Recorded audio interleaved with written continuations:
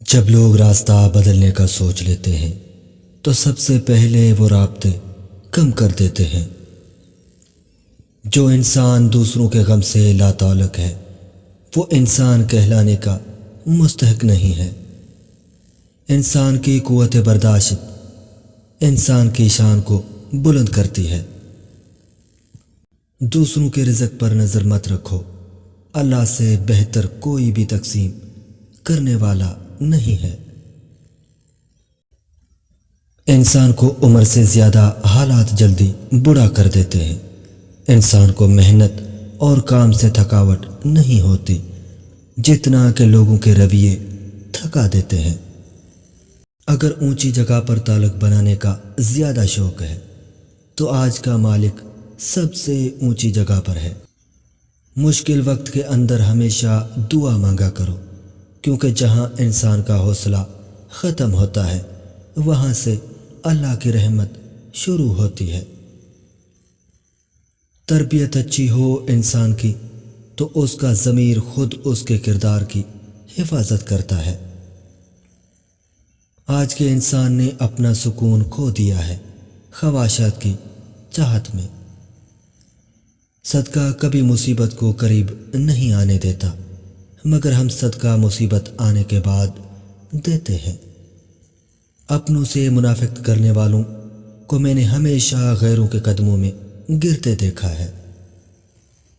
زیادتی کرنے والوں کی بربادی کے لیے تمہارے آنسو اور صبر کافی ہے۔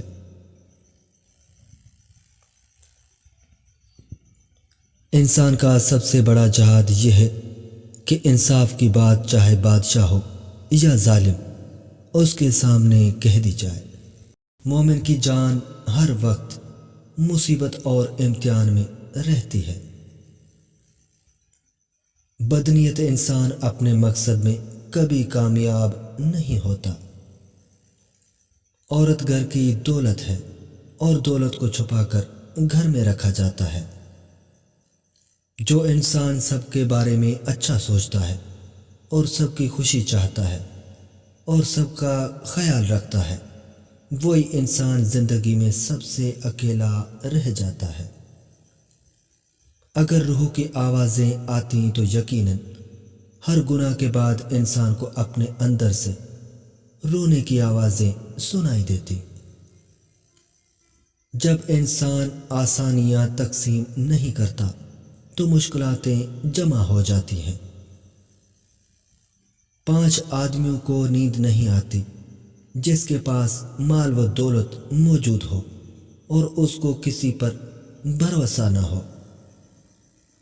جس انسان نے لوگوں پر جھوٹا الزام لگایا ہو اور جھوٹی باتیں کہی ہوں، جو کسی کے عشق میں مبتلا ہو اور جدائی سے ڈرتا ہو۔ دل اور دعا دونوں خوبصورت ٹھکانے ہیں۔ کوشش کریں ان دونوں کی مکین بنیں اور ہمیشہ ان میں رہیں۔ ایک شخص آپ کو چھوڑ کر خوش ہوتا ہے، ایک آپ کو مل کر خوش ہوتا ہے، لیکن آپ پریشان نہ ہوں۔ اصل بات تو یہ ہے کہ آپ دونوں کی خوشی کا ذریعہ ہیں۔